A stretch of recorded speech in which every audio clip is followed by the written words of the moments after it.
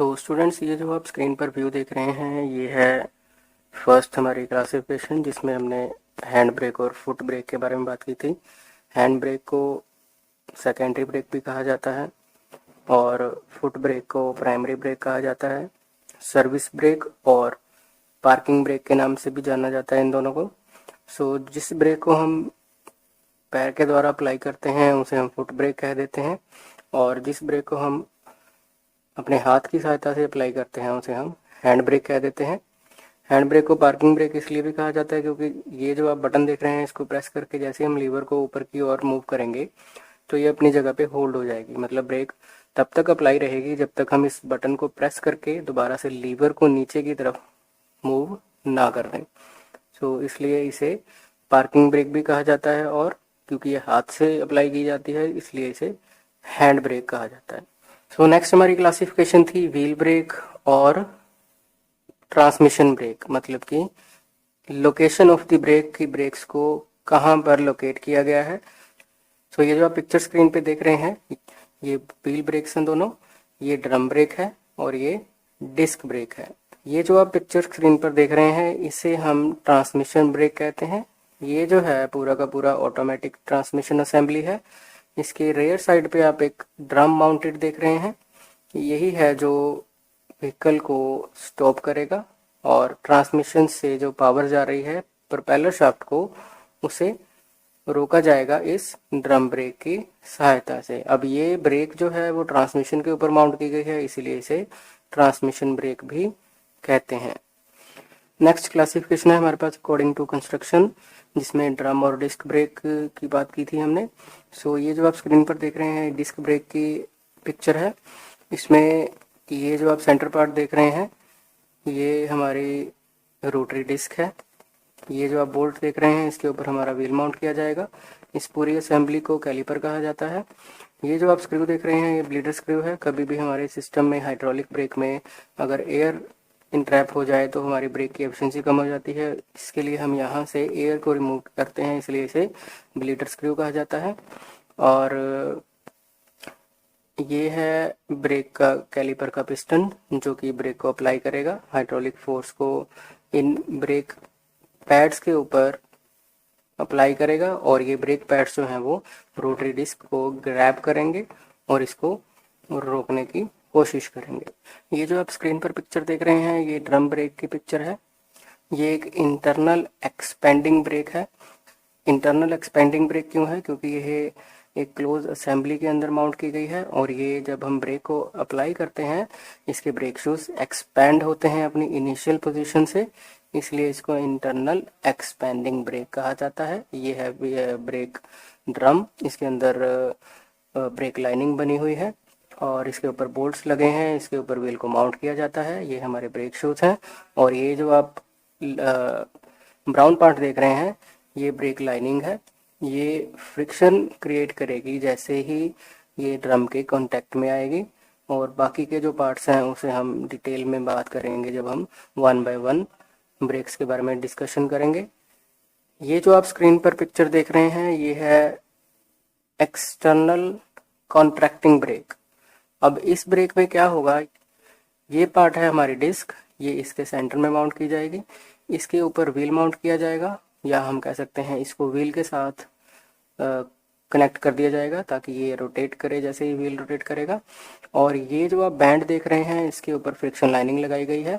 ये हमारी केबल आ रही है, जैसे ही हम लीवर को प्रेस करेंगे तो ये फलक्रम जो है वो इस बैंड को कॉन्ट्रैक्ट करेगी और डिस्क को ग्रैब कर लेगी। इसी वजह से इसको एक्सटर्नल कॉन्ट्रैक्टिंग ब्रेक कहा जाता है, क्योंकि इसका बैंड कॉन्ट्रैक्ट होकर के ये डिस्क को ग्रैब करेगा और ब्रेक को अप्लाई करेगा। नेक्स्ट जो क्लासिफिकेशन थी वो अकॉर्डिंग टू ऑपरेशन थी कि ब्रेक को किस तरह से अप्लाई किया जाता है। सो ये आप स्क्रीन पर मैकेनिकल ब्रेक का एक मैकेनिज्म देख रहे हैं, इसमें ड्रम ब्रेक दिखाई गई है और ये ब्रेक पैडल है, और ब्रेक पैडल की जो एनर्जी है, ड्राइवर की एनर्जी है, उसे केम तक लेके आने के लिए एक मैकेनिकल लिंकेज का इस्तेमाल किया गया है, इसलिए इसे मैकेनिकल ब्रेक कहा जाता है। इस पिक्चर में हम लोग हाइड्रोलिक ब्रेक सिस्टम देख रहे हैं। मोस्टली 4 व्हीलर्स में फ्रंट साइड डिस्क ब्रेक का इस्तेमाल किया जाता है और रेयर साइड ड्रम ब्रेक्स का इस्तेमाल किया जाता है।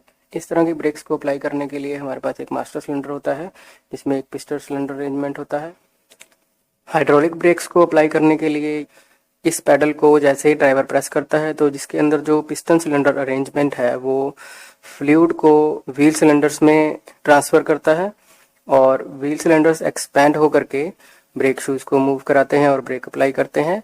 और डिस्क में जो हमारा पिस्टन लगा है वो ब्रेक पैड्स को डिस्क के कांटेक्ट में लेके आता है और ब्रेक्स को अप्लाई करता है। ये जो आप पिक्चर देख रहे हैं ये वैक्यूम बूस्टेड ब्रेक है, या हम कह सकते हैं वैक्यूम ब्रेक है। इस तरह की ब्रेक को अप्लाई करने के लिए मैनीफोल्ड से वैक्यूम का इस्तेमाल किया जाता है और एटमॉस्फेयर से एयर का इस्तेमाल किया जाता है। ये इसका सारा डायग्राम है। ये हमारा ब्रेक पैडल है, ये हमारा मास्टर सिलेंडर है। यहाँ तक जहाँ तक आप येलो पार्ट देख रहे हैं ये हाइड्रोलिक सिस्टम है।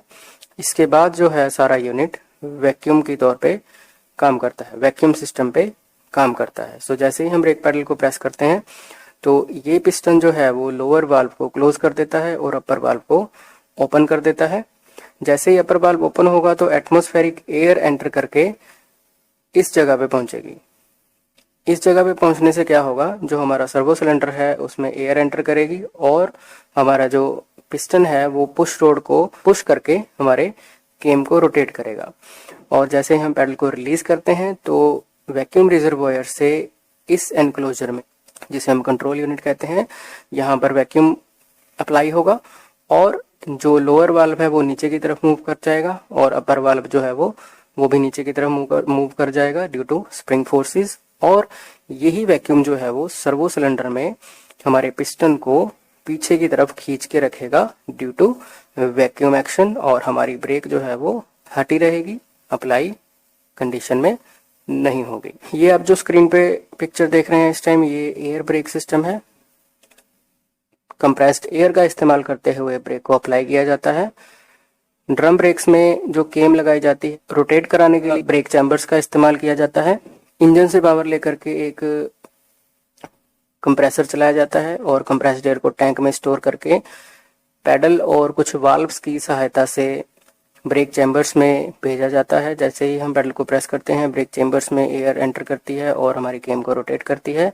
जैसे ही हम ब्रेक पैडल से पैर रिलीज करते हैं ब्रेक रिलीज हो जाती हैं और जो ब्रेक चैम्बर्स में एयर आई है वो एटमॉस्फेयर को रिलीज कर दी जाती है।